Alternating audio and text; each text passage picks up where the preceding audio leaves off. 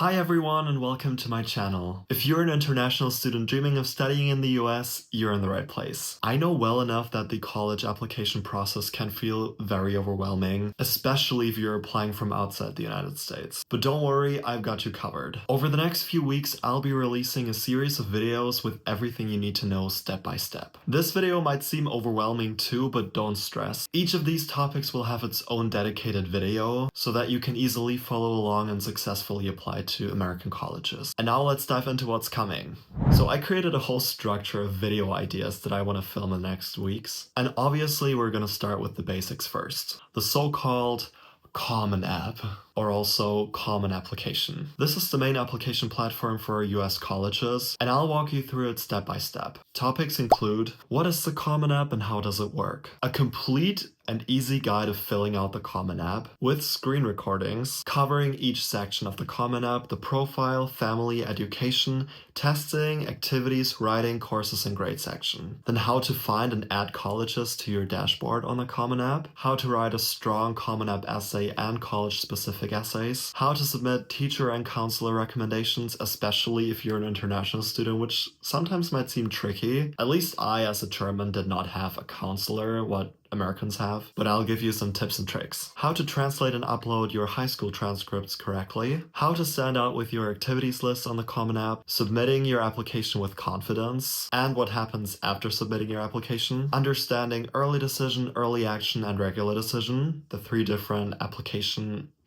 forms or plans, and what happens after you submit your application. When do decisions come out? Do you have to do interviews with the colleges after you submit, etc. The second part is going to be one of the most interesting parts as well, especially for me, and probably for many of you, which is financial aid and scholarships for international students. Since one of the biggest concerns for international students is money. But again, don't worry, I'll show you the best chances of maximizing your potential of getting a lot of financial aid and scholarships. Topics include types of scholarships for international students, how to apply for scholarships and get free money that you do not have to pay back, so no loans, just bare scholarships, how to secure scholarships based on your financial need. So basically that's when your family doesn't make a lot of money, you are eligible, or you might be eligible for scholarships because your family doesn't make much money, which is great, right? What is the so-called CSS profile and how to fill it out? The secret to getting more scholarship money that no one tells you about. What to do if you didn't get enough scholarships from a university, because yes, there is something called a financial aid appeal, where you can appeal your financial aid and then you might get even more money, so I'll be diving into that later on. What is the so-called honors college and can it help you to save more money or get more scholarships? How to find the best universities with the most financial aid for international students. Work, study, and on-campus jobs for international students. Last but not least, how to budget the cost of living and tuition cost, etc., book cost, transportation as an international student. The third big bullet point is going to be standing out in the applicant pool, which is most important. Competition is tough, and I'll show you how to make your application shine. What's the SAT and the ACT? What's better for you? What does it do? Does it help you? Do you really need it? Then I'll show you how to register for the SAT and the ACT, especially if you don't live in the United States. Then we'll talk about demonstrated interest, how visiting, emails, and virtual events can help you, how to get strong letters of recommendation, and how to build a strong extracurricular profile, even with limited opportunities, since I was also not the kid that was just volunteering here, volunteering there, volunteering, everywhere. I wasn't that kid, but I still got a lot of scholarships. The fourth bullet point is going to be the waitlists and deferral strategies. If you get waitlisted or deferred, don't panic. I'll show you what to do next, such as how to get off the waitlist as an international student, what you can do to help you get off the waitlist and be like, oh, I'm on the wait list. I didn't get in the first time, but maybe I'll get in after they read through the wait list and then admit some other students off of the wait list. What to do if you get deferred and how to improve your chances. A very huge point is also going to be how to choose the right college for you, because rankings aren't everything. You don't only have to apply to Harvard and Princeton.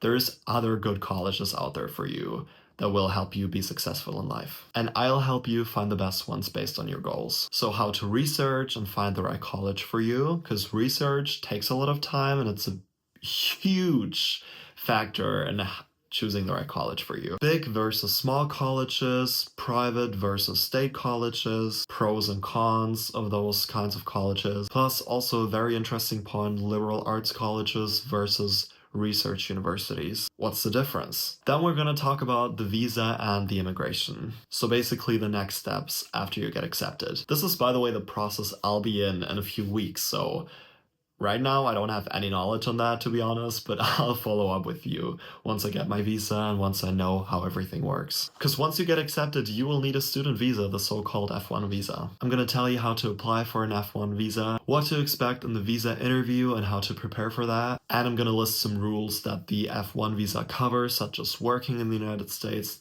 which is going to be really important for you to know. And obviously I'm going to do a vlog once I go to the consulate and once I get my visa. Since I did that for my au pair year 2, where I applied for the J1 visa, so I kind of already know how it's gonna go, but yeah, it's gonna be slightly different probably. And the last big bullet point is preparing for your college life in the US. Because once you get your visa, it's important to plan the next steps, because you're gonna be moving out. You're gonna be moving to a different continent, maybe, or a different country. I'll share what you have to do after you get accepted, such as applying for housing, course registration, health insurance, etc. What to pack for studying in the US, essentials and what to buy later, the cultural differences and what to expect at an American college. And last but not least, once I'm in the US, I'll tell you how to make friends as an international student, which hopefully I'll make friends there. So just like tips for socializing and getting to know the campus, getting to know the area, how to get involved on campus and stuff like that. So as you can see, I have a lot of useful content coming your way. Each of these topics will have a separate video, so be sure to subscribe and turn on your notifications so you don't miss any of them. If there's a specific topic you're struggling with, let me know in the comments and I might prioritize that in the next video. Applying to US colleges as an international student is definitely not easy, but I'm here to make it as stress-free as possible, because trust me, I've been through it twice. I'm sick of it, but I want to help you guys out. So I would say see you in the next video.